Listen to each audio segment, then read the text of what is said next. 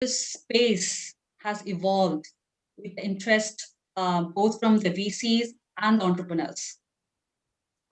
Um, Let me put it like this, in a practical way. So if we look at impact investment, it can have different origins, different verticals. But in essence, what the goal is, it's improving social environments for every individual, wherever that may be. And there are different ways. Myself, I'm focused more on bringing a dream. We figured out some time ago, and we did some deep research. I have some new statistic data today, and that more or less 20%, a little bit more, of individuals on a global scale, they have a dream which is having their own freedom of choice and also becoming financially independent. And this is essentially the case for the millennial and the I generation, but also a little bit for the X generation. So the problem is that they are not able to fulfill that dream because the society in which we live, unfortunately, doesn't bring the right conditions for them to be able to make it. And the main reason is that they lack of funds. They don't come normally from families that's, from the higher class. It's essentially mid class and lower class of the populations, or less favorite. And on the other hand, they also have this issue that the majority lacks of knowledge, or let's say the first venture that they engage with. Now, the statistic that I got this morning on my table was very interesting. And it shows that today, what I didn't expect, to be honest, today, although the US has the best ecosystem among all the countries for venture, they don't have the most entrepreneurial people. So in fact, the most entrepreneurial people that kick off a company for the first time, the percentage compared to the population is the highest in the Middle East and in Africa and Asia. And definitely not anymore in the US and in Europe. And probably that's the reason, because both of these regions have very high mid-class percentages, typically over 30%. And also, definitely the US is the richest country of, let's say, individuals with higher class or even ultra wealth compared to all the other countries in the world. So in essence, people that today have a job in Europe or in the US, they have less need or less dream to become an entrepreneur. And in fact, only 1 in 20, 20% only of the 100 wants to kick off or think about kicking a business. And comparable to Africa, that's about 80 to 90%. So it's a huge difference, right? But so the way I look at it is that the impact definitely is going to be higher in the African continent, in the Middle East, parts of Asia, and definitely also in South America, and less in the US and in Europe. So maybe I can give some more data further on, so to give everybody else also an opportunity. Yeah, very interesting data point, less in US. Bon, I would like to ask you next. I mean, obviously Singapore is very, developed as well. So what's your thoughts about impact investment, in the region? Where is the money going into, and where is the startup space out of? Well, before I start saying that, I think the key thing to know is that in an investing world, we do know this term called TINA. There is no alternative. This is really the year where we have to become impact investors, all of us. Impact is going to affect all asset classes. It's not an industry on its own. It's not an asset class on its own. It's going to affect public equities, public markets, to private equity and venture capital, as we are seeing today. Because we are seeing that both entrepreneurs and investors are demanding that they're going to have a stake in forging a better future. So we do see the trends accelerating in terms of innovation ideas and businesses and companies starting up in all kinds of areas, from supporting climate change to energy, to regenerative farming, agriculture, even to certain aspects, like in Singapore, where we think this may not be applicable to us, but then we then see a lot of those vertical farming, alternative proteins coming up, because we want to be responsible for the consumer products, to being very careful and very transparent, and promoting disclosure on how we not just measure ourselves as a company, but how do we deliver our purpose. So that is something that we're seeing very strongly. So I would say that the two key trends is more transparency is going to come up, so that demand better tools and research to promote those disclosure and measurements of impact and risk and returns. But at the same time, you're going to see a lot more exciting innovations and startups, uprooting from this part of the world. Great points, Vaughn. Thank you so much for sharing those opening remarks. Next, I have Karthik. Over to you, Karthik. So I have a slightly different take on this, and I look at the statistics differently. Out of the 2.5 billion kids on this planet, not more than 1.7 billion kids have access to education. And still, 1/5 of the world sleeps hungry. 8% of the ocean life dies because of oil spillage every year. While we've been seeing a lot of investments coming in multiplier in terms of developing technology that impacts and improves the life of a select few at the top of the pyramid, the bottom of the pyramid more often than has been left untouched, and which is where the real multiplier actually comes in. To give you a perspective, I see a lot of, and one of the startups that we've invested is in the edutech space. I spoke to you, Sonny, about it last time. $2 an hour education has helped us reach out to 27 million kids in certain parts of the world who wouldn't have been able to afford education. Telemedicine that picked up momentum as a offshoot of the pandemic has probably now reached out to 6 countries in Africa, which typically have one doctor per 470,000 people across, against the United States, which has one doctor for every 12,000 people. So that's a kind of multiplier that impact investment brings. I would look at it from two ways. One is improving the life in terms of green tech, farm tech, which is accelerator. But from a very basic necessities point of life, one needs to also understand that while we create supercomputers and we send human beings to space, we also all have 1/3 of the world which sleeps hungry every day. And this is a chance, this is an opportunity. And one of the family offices that I represent has 620 million pounds worth of assets. So they do not see multipliers coming in, but they see a very large investment in social causes in certain part of the world. So adopting villages and improving farming lifestyle, adopting villages and improving education, adopting villages and bringing social reforms in certain part of the world is where a lot of investments is going in at a very grassroots level. And that's where I see the beauty of impact investment coming in. And that's what we all stand for today.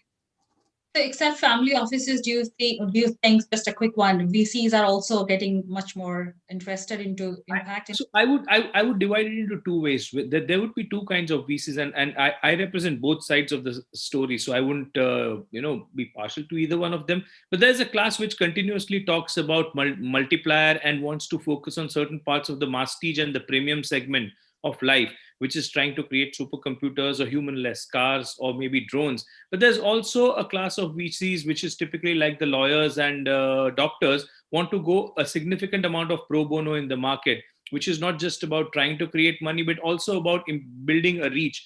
And what I've noticed is the moment you build in a reach and the moment you go to certain sectors, for example, I take a $2 education to certain parts of the world, my multiplier and my repeat business from there is going to be significantly more than the business that I would get from a $10 an hour, because there are multiple suppliers in the $10 an hour market, but I'm the only one in the $2 an hour market. So the guy at the bottom of the pyramid doesn't have too many options to select from. So from a commercial point of view as well, I benefit. And from a social point of view, it creates a massive impact. And such social benefits and such pro bonos drive a lot of dollars into the market. When there is one guy doing pro bono, there are multiple suppliers of dollars behind who want to follow. So it has a domino effect. Great points. You mentioned lawyers and doctors and the pro bono aspect of impact investing. Very great points. Thank you, Karthik, for sharing those insights. Next, I have Stanley. I find it quite interesting that I have to go after Karthik, because I fully agree with exactly what he's talking about. Because one of the things that we got to look at, that in the first word, we're looking at transitional. where we're looking at start operating in a more sustainable manner. But then, of course, in the developing world is where the market opportunity is, like looking at basic necessities. And I think for me, this is the greatest opportunities for VCs and entrepreneurs. Because if you look at the transitional part of it, established businesses are not suddenly going to change their operations to impact. Established businesses are going to look at new innovations that are coming up from entrepreneurs, which actually align to their operations, and then they'll look to actually buy them over. So it creates a good opportunity for entrepreneurs. And I mean, if you look at VC, I mean, for VCs, they are looking at the multiplier effect. And I mean, you know, investing in a new innovation that will enable you to actually have a multiple much higher in the later stage. So when we look at impact investment and responsible investment, I think this is an opportunity for VCs and entrepreneurs due to the lack of, if I can say, due to the richness of established businesses and the lack of basic necessities in the developing world. So I think there's great opportunity for the two parties in the segment. Interesting. Two parties, investors and entrepreneurs. Thank you so much, Stanley, for those insights. Next up, we have Gary. Hi, Gary. Your opening remarks, please. Yeah. So, you know, it's an interesting time. One of the companies that I was involved, the startup, was a long-range weather forecasting model with a former professor out of Princeton University. And he was 80-some years old when I met him. He actually was one of Einstein's students. So I've had a unique 8 months I got a chance to work with him using long-range weather forecasting as a nonlinear model. Anyhow, so let's just talk about where we are and let's talk about where we're going. So look at today. In the last 100 years, the population of the world has increased 4 times. We're at 8.1 billion. It's forecasted by the end of the century, there'll be a little over 13 billion people on the planet. So our resources are going to be constrained.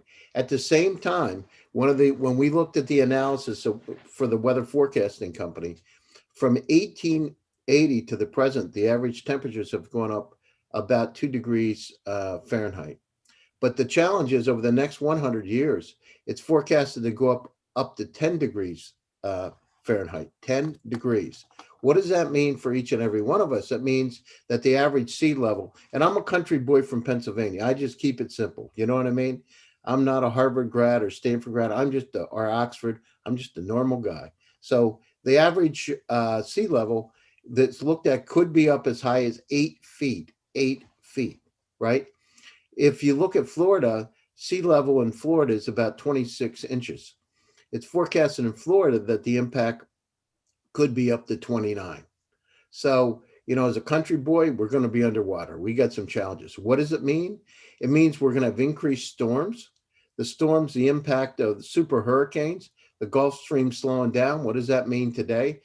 I remember Dr. Crick telling me, he said, Gary, when it snows in the UK, we have some problems. It's been snowing in the UK. So, you know, the good news is during this pandemic, it's the first time that we've been able to see the Himalayas from India for the last 30 years. So we understand that the planet has a chance to heal itself. At the same time, the amount of non-potable water is increased, the drinking water, the availability of it. So we've got to use the technologies. I'm in artificial intelligence and quantum computing. We got to use those technologies to be a help us guide. At the same time, you know, we've got to impact society. As I told you, we fully support the Black community and female entrepreneurs, but we got to look beyond. We got to look at the stars, seriously look at the stars, right? So it's a great opportunity for each and every one of us, but at the same time, it's not that we can just try to do it. We must do it if we want to survive. Excellent points, Gary. Climate change definitely has a big impact on all of us. And we've seen that through COVID-19. Great. Thank you so much for all your opening remarks. Today, we have a startup from Africa. The founder is Kasali Oluwatobi. He has his startup to share with his pitching to all the investors today. Kasali, welcome to VCTV. This is your first time. Please help introduce yourself. Then I pass the floor to my co-moderator, Amit, who is going to moderate the pitching session. Thank you. Hi, Sonny. Hi, everyone. My name is Kasali Oluwatobi. I'm the CEO and co-founder of Eden. Um, Over the years, I've worked with fintech companies. I've worked with top marketing and creative marketing agencies. I've also dabbled in a whole lot of things, basically, to help me increase my knowledge in not just the religious industry, but also in various industries that are going to enable me to be able to be a successful CEO. Um, yes, one of the things that basically made me to start up my company was the fact that there was a whole lot of things I could do as a tech enthusiast, and basically find a way to revolutionize the industry by creating simple and valuable solutions that was going to be that was basically going to be adopted in the same industry. Yes. Amit, Amit, over to you, please. That was great insights by all of the panel members. Thank you for that. Thank you for the opening remarks and the insights about impact investment. Before we move forward for the pitching session, I would like to give a short message to all of the startups and founders. So if you are a startup looking for fundraising or getting insights or getting feedback from the investors, you can always come on to VCTV and you can face the investors, because this is the fastest way to get a complete list of objections that is required to reach your visions. You can take it in a constructive manner where you can always get the feedback from the investors, our network of investors, and get the and work on them. And if things go well, who knows, you funding is just around the corner. So before any further ado, let's welcome Kasali, and he's going to pitch his startup. Kasali, over to you. Do you have a presentation to show, or should I share my screen? No, I'll share my screen. Thank you very much. Okay.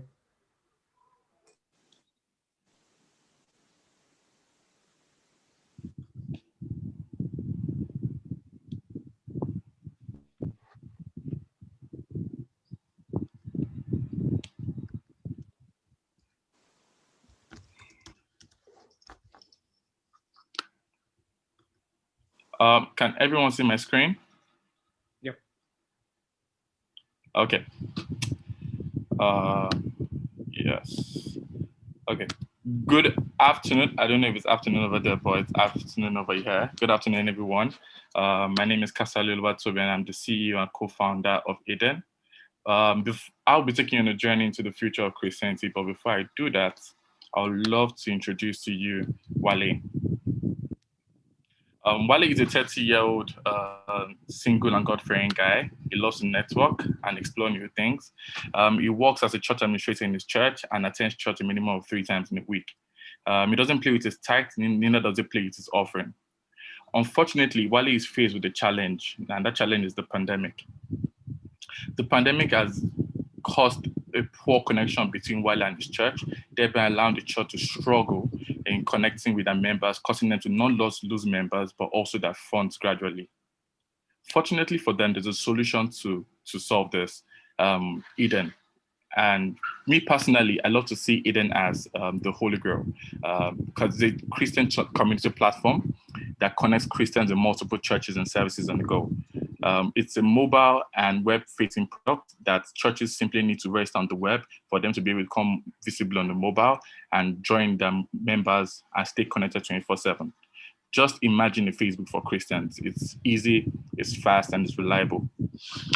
But the question is, how big is the market?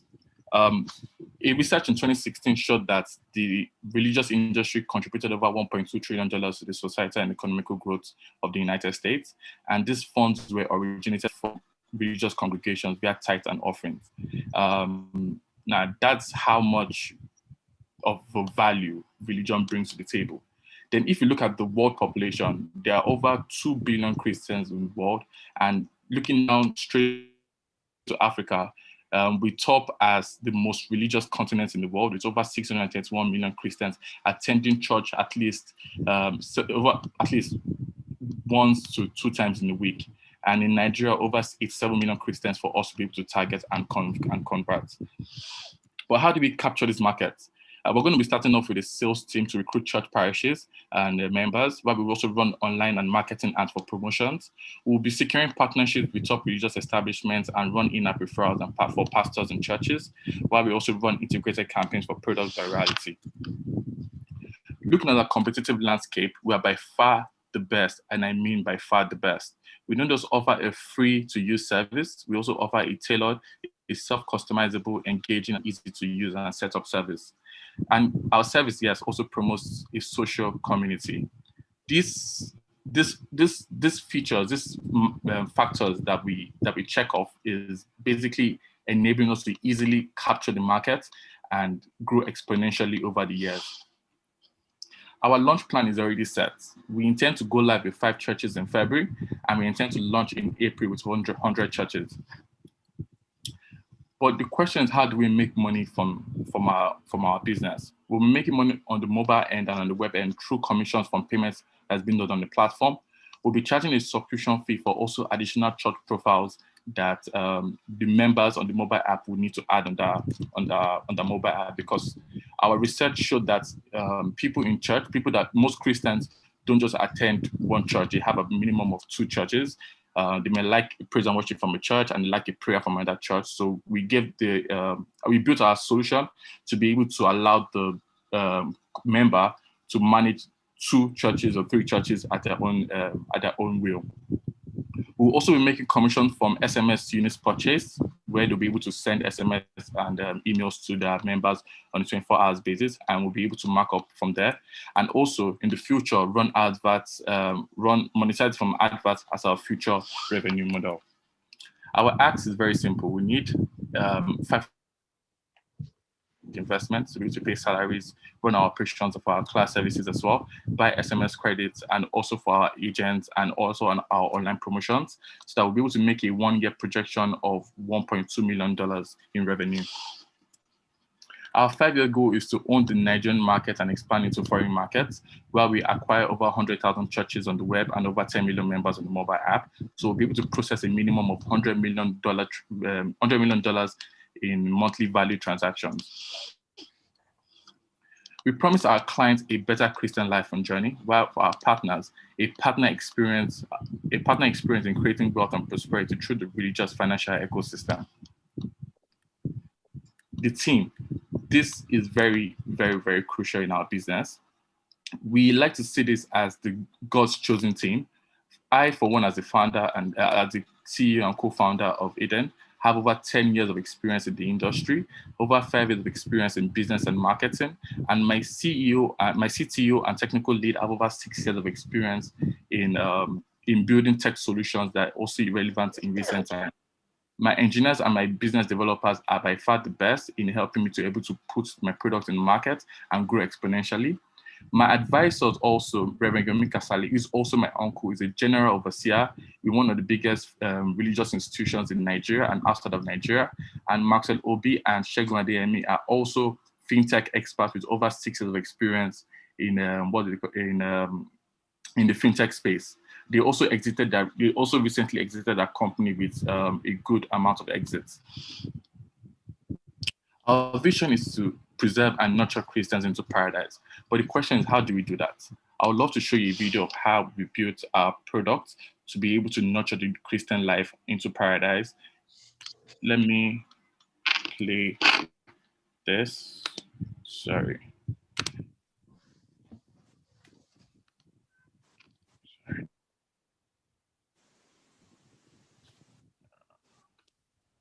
Okay.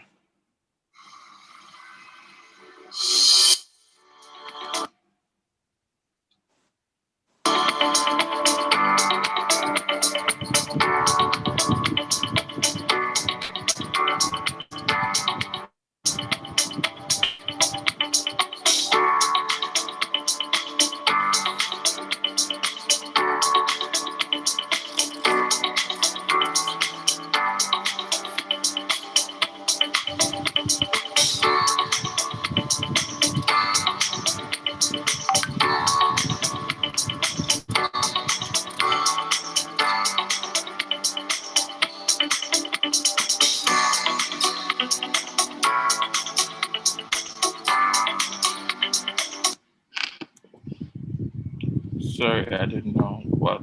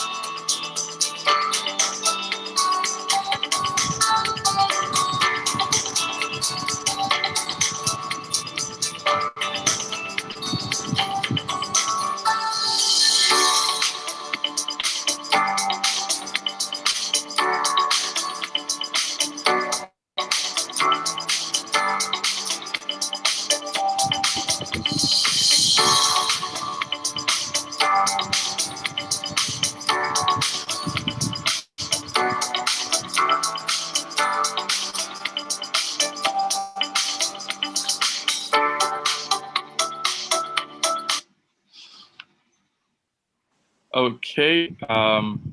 So can you guys hear me? Yes. Okay. So we built the product to be able to encapsulate the current and existing operations that every church would be operating, and they're facing the challenge in executing due to the pandemic. So this product is going to offer those services and more in the future run. So this is Eden, and we're happy to take you on a journey into revolutionizing the Christian community. Thank you. All right. Thank you, Kasali, for this great idea. This seems to be one of a kind idea where you are taking a religious social community as a startup idea, and you are trying to operationalize the churches and connect them with their members. So before we take part in this discussion further, let's hear from each of our panel members. What do they think about your idea and what are their remarks? Let's start from Anuj. Anuj, over to you. Amit. So first of all, let me start by saying I love the idea. Do I get some bonus points from the guy upstairs for saying that? Yeah. I'm hoping I do. But yeah, going through the presentation and I'm gonna play the devil's advocate here, pun intended, of course. I like the concept, and here's the thing: this is not a new concept that's being brought up. This is not something unique that's coming to the market. It's a next step in televangelism. Uh, televangelism preachers that have come online and have connected with a wider audience has been there for a while, but uh, it hasn't evolved into that next step in a long time now. They're still stuck on coming up on TV, which is great because it's generating great numbers. Uh, they still take donations via telephone. So bringing it onto an app, bringing it this onto the internet, definitely the next logical step. But here's where my thought is going in, and some things that concern me. Uh, Number one, when you're talking about a religious organization, you are talking about a very mature audience, someone who's mostly over the age of 40 or 50, and they mostly do not have a great experience or a very good comfort level when it comes to technology. So for them, coming onto an app or trying to convince them to connect to an app so that they can be connected with a church, that's going to be a challenging thing. It's easy to convince an app. It's a different story to send a sales team to a church and say, hey, why don't you guys use our app? This is what you can do. This is how you can connect further. It's a whole different ball games to get those coming to the church to come on that app. Second thing that comes to my mind is the donation that's usually made to a religious organization compared to other kind of donations that you're usually doing on probably some other platforms. You donate to a religious organization more frequently, but since you're doing it more frequently, the ticket size is really low. So somewhere around $1 to $5. And for that kind of a transaction to happen online, the fees might still be very high. So if in India, I'm going online and I'm using a payment gateway to make that $1 transaction every time, I would still have to pay a lot in that payment gateway fees. So that creates a problem for me. And in turn, that creates a problem for the church as well, because if they are getting those small donations, even though in multiple frequencies, but still the ticket size being small is taking out that major chunk, they lose out on the money.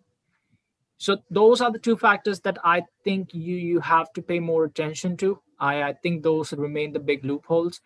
But otherwise, like I said, I love the idea. I think it's the next step. I'm surprised no one has thought about this till date. Uh, but good luck, mate. Really, really curious to see how it goes further. Yeah, thank you very. Can I answer that? Can I answer that? Sure, go ahead, please. Okay, so I understood, and I've done serious research on this product, and if you date back to the years of 2010, 2011, 2012, a lot of churches didn't see the need for them to pay attention to technological innovation. This was because the same reason that you just stated. People didn't really have the experience and the knowledge of having to navigate through an app. But with the pandemic, they were forced to adopt technological solutions so that they can increase their productivity and stay relevant. Now, in recent times, a whole lot of churches they've started adopting the likes of Zoom, the likes of Mixler, the likes of even third-party payment applications, over 3 to 4 applications, so that they can keep running their services and stay relevant to their members and don't lose their members. Now, that serious awakening has given us an opportunity for us to be able to tap into the market. And with respect to download, our strategy is very simple. We're going to be talking directly to the churches so that they can onboard their members. We understood the fact that the churches have the churches are like the religious leaders, especially the pastors. Once they say the members should do something, the members will follow suit. So our strategy is to recruit and partner with top church brands so that we can run the religious leaders to be able to promote our product and get the members on it. And offering a tailored service is just the way, because they don't just have to stream, like you said, that they've been streaming over the period of time to reach a wider audience. They can also run the Bible sermons, run the new converts. We even receive new members online, which is something that's not been done ever. So they can receive new members online. They can also even give their life to Christ and automatically assign that data to multiple workers for them to follow up easily based on some specific algorithms. So a whole lot of thought process has been done into this so that we can be able to easily capture the market, grow, and at the same time provide a valuable product. And with respect to the payment that you said, why would you want to make a payment of $1 to $2 or $3 on a platform?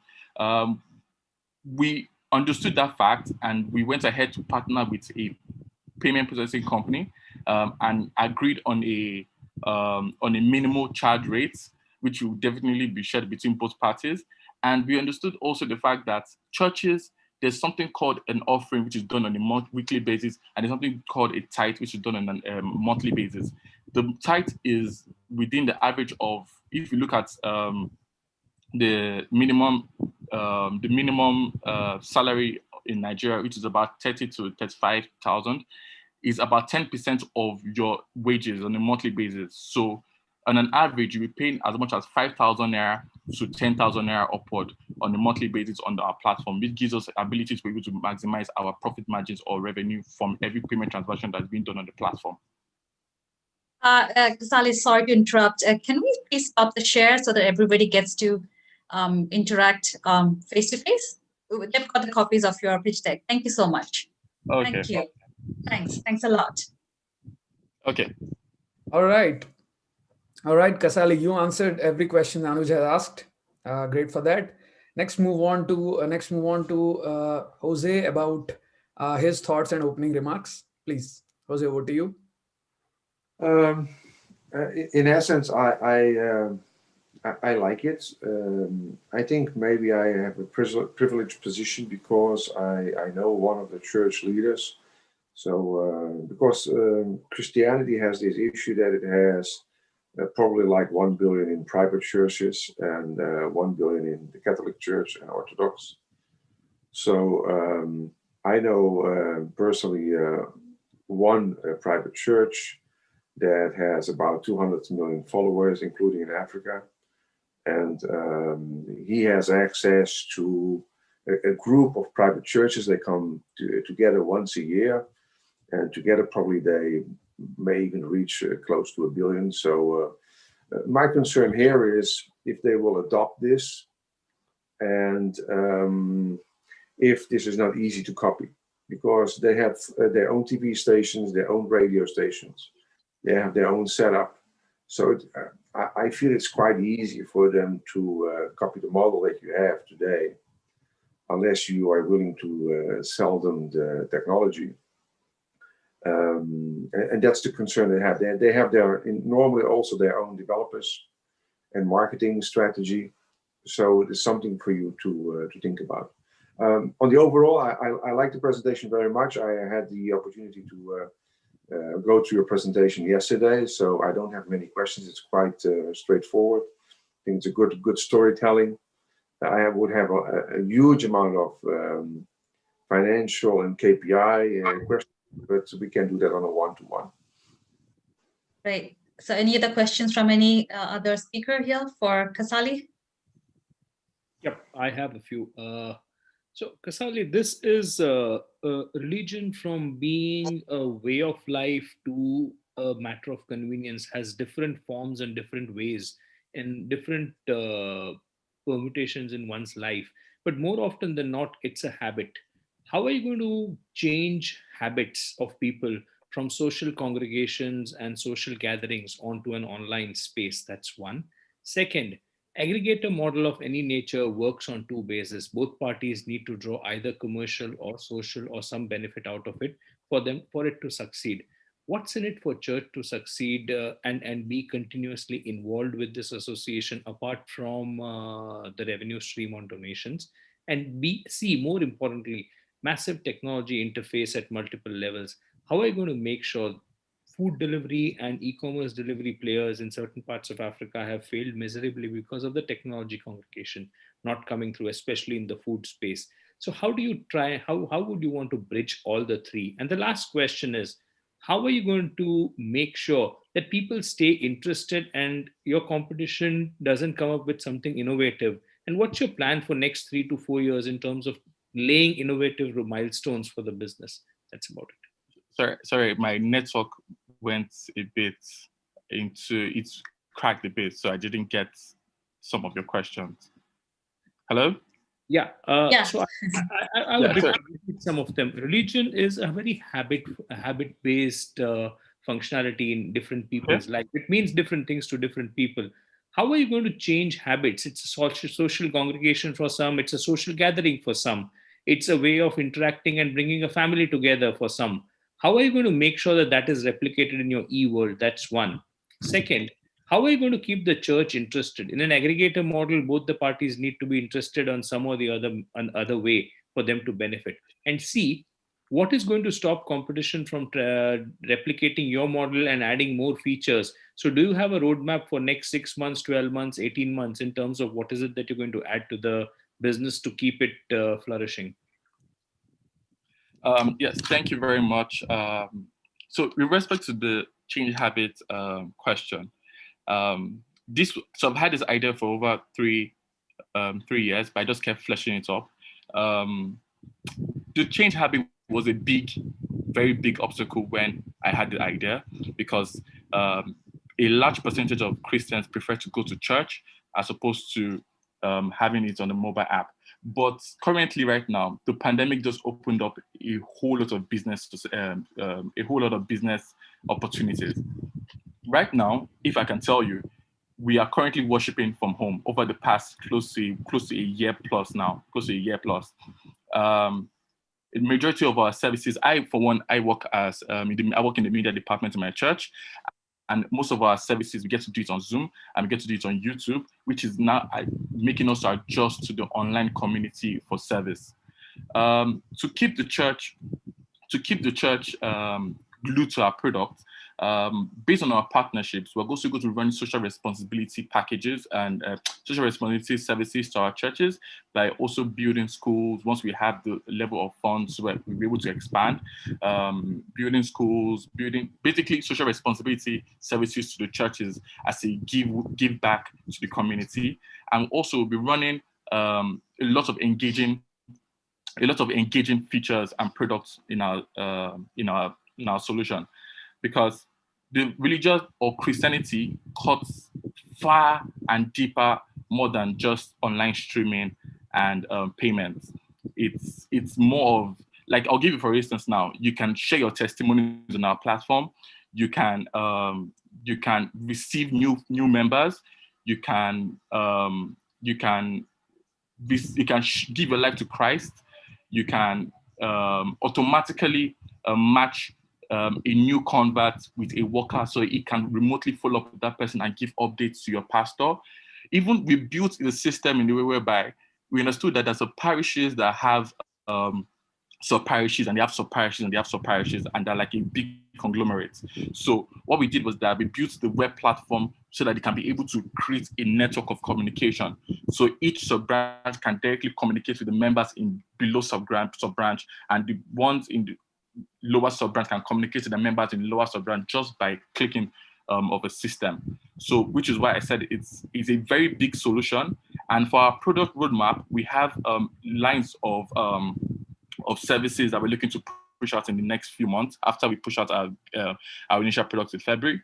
We have the very first product feature that we're going to be releasing, which is the room, which is basically go to knock out Zoom as an option in our market. Because right now, what they're doing is, for you don't want to have prayer sessions, they want to have praise sessions, they want to have meetings, and they also want to have house fellowship sessions. They make use of Zoom as the only alternative. So once we incorporate that service into our own platform, it becomes an all-compassing solution whereby we're able to promote to the users.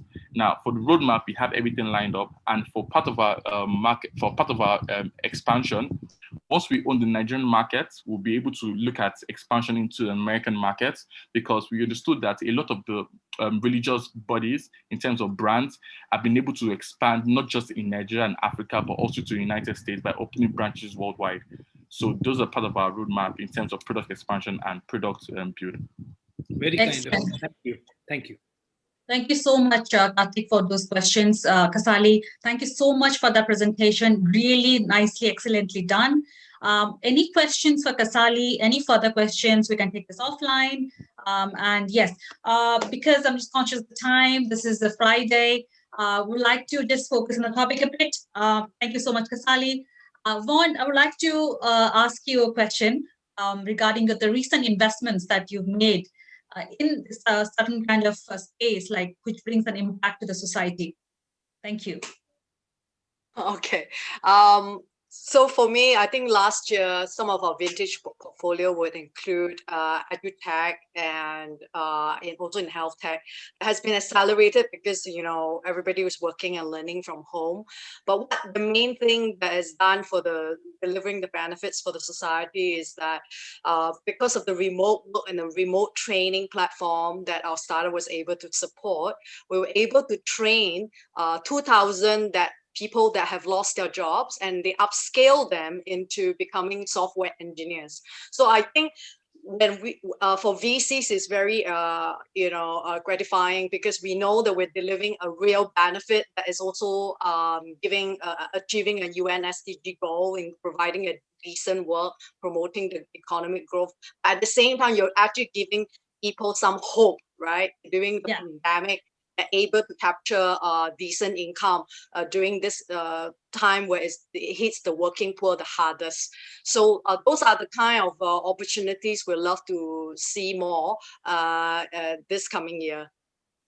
Oh yes, upskilling, definitely. With the way we are working, we are learning, it's all online. It's changed the total format of education. The main data point is that 40% of the people who lost their jobs will then need reskilling, and the ones that remain in their job, 50% of them need upskilling.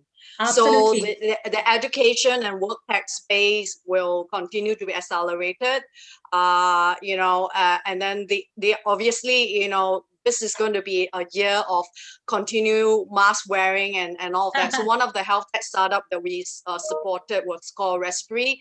It happened to be in a time where it's supporting the hospitals in predicting who might be at the highest risk in getting cardiorespiratory diseases, and that really reduced, the hospitalization rate and actually reduced the workload on the healthcare system as well. So those are the kind of solutions and innovation we'll love to continue to support.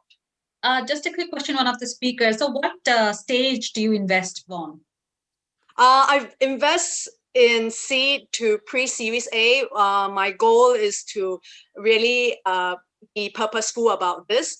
I know where I can add value and where I can't. So I would like to be in a place where I can share the same mission and purpose with the founders and the founding team. And then we can drive some of the technological or financial capital or HR capital into the startup and to help them to get to Series A and beyond. And I'm happy to say one of our startup is already onto Series B, and another one has been built by a magazine to be the next $1 billion startup. So, I think what we really want to achieve is to really add value and support our founders and to find their unique paths to success. Absolutely. Thank you so much, Vaughn, for sharing that. Gary, over to you. So what were the recent investments that actually, where did the VCs invest in 2020 in the space? Yeah, so, in terms of where we are, I have passion. There's a untapped opportunity with the elderly community. And, we don't, especially in the US and Europe, there's a challenge because we've got this aging population, but we're not taking care of them in the right way. So I actually have one of my companies from Stanford University is focused on that. All the artificial intelligence that we have, all the AI companies we have are, I would say, have impact. So one of them is impact in terms of training. But I mean, think about where we are with this digital transformation. Here we are in VCTV, spread around the world. I mean, it's incredible who I'm talking to, whether they're scientists at the top universities around the world, quantum computing experts from, Oxford.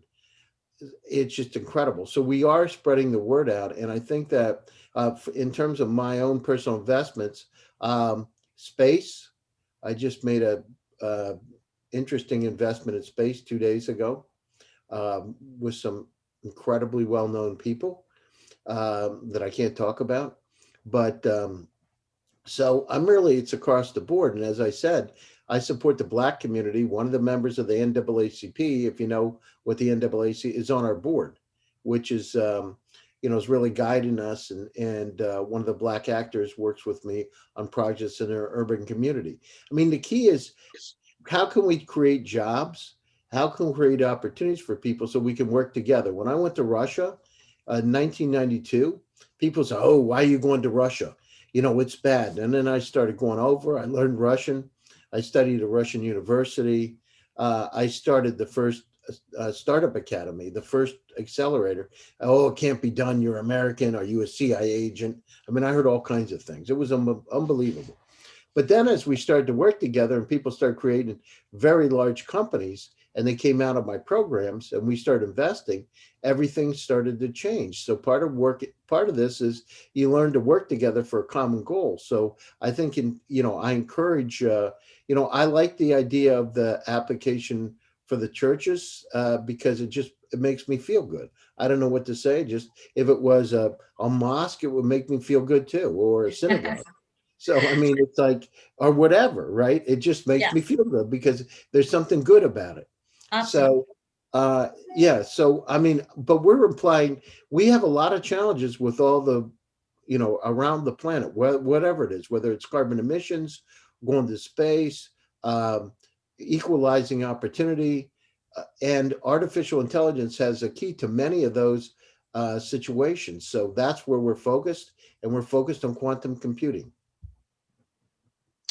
Great. Thank you, Gary. Obviously, anything that touches heart and touches for a cause is definitely worth considering. Thank you so much. Jose, over to you with your recent investments and closing remarks, please. So I've been investing in the last 5 years, essentially in, I can even say exclusively in technology, and especially everything which is related to the topic of business inclusion. The reason, because everybody know, every investor has a criteria in which he likes to invest in, and also he probably has good knowledge about that topic. And also it has a huge impact on society. Also, it doesn't make any difference if you are old or young or whatever color you have or religion. So business inclusion touches everybody.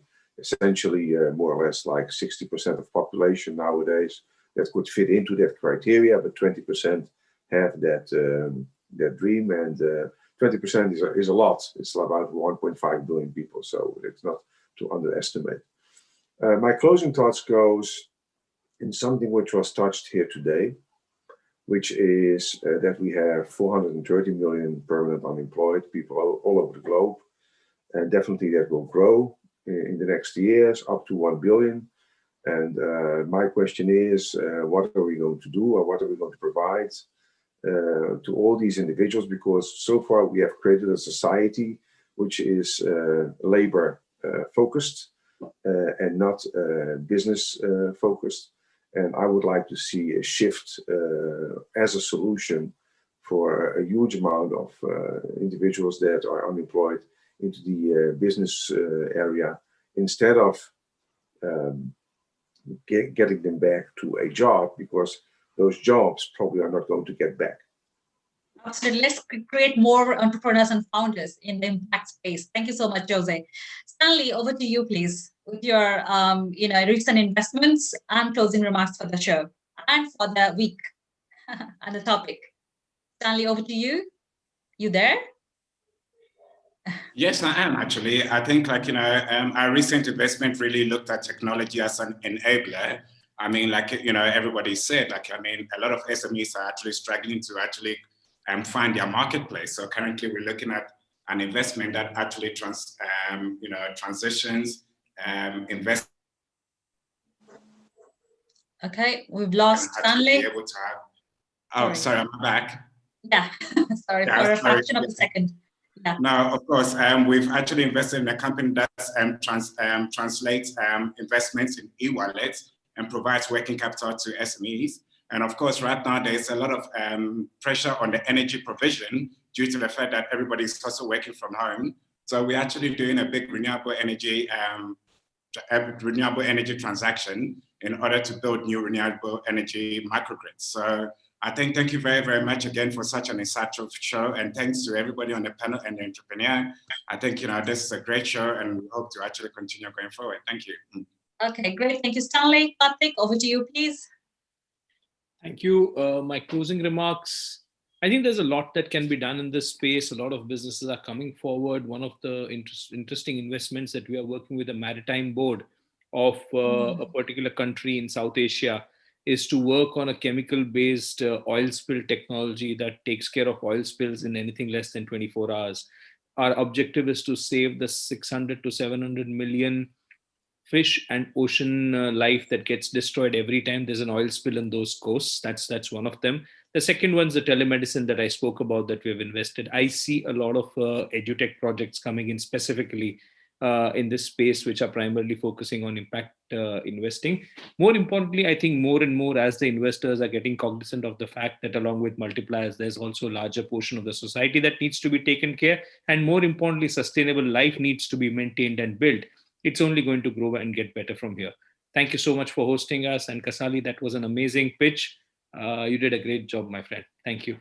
Thank you. Thank you so much. Based on the feedback from our investors, Karthik, Gary, Vaughn, Stanley, Jose, we brought Kasali over to VCTV to share his startup. So any feedback from any additional comment about VCTV that you would like to see in future, anyone from here?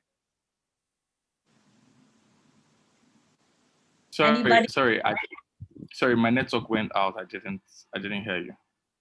Oh no! So basically, Kasali, fantastic job.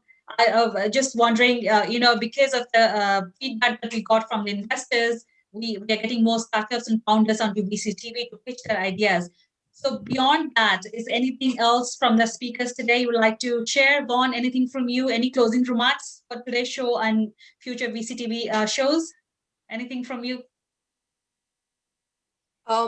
I think one I appreciate about VCTV is really promoting more transparency into the world of venture capital, and more collaboration. Now that I know my partners around the world, I can get in touch with an expert, with a fellow co-investor who believe in the same mission and purpose as I do. Dubai, I can go to Karthik. Gary is in US or maybe in all around the world, my AI expert. So, so I can always count on VCTV to connect, but also to build more collaboration partnerships. I think that's really what you want to do, is to deliver multiplier effects around the world where everybody can enjoy the benefits for the society, but also to achieve financial returns. Great closing remarks, Vaughn. Thank you so much for sharing. I really appreciate your time. All the speakers, Gary, Karthik, Stanley, Kasali, for sharing such a great idea to all our speakers and investors, Jose and Vaughn. So that brings us to the end of the session today. Any questions? Anybody would like to reach out to Kasali for further questions, please feel free to do so. I have his details, contact details. I'm happy to connect him with you after the show. And again, entrepreneurs and founders, as you rightly saw, Kasali was here pitching his startup to all his investors. If you would like to share the space, feel free to reach out to us. We're happy to connect you. Having said that, end of the week, I wish all of you a happy weekend. I'll be back next week with another set of speakers, another set of investors, and another set of founders. And till then, stay tuned, keep watching VCTV, and take care. Have a great weekend. Bye.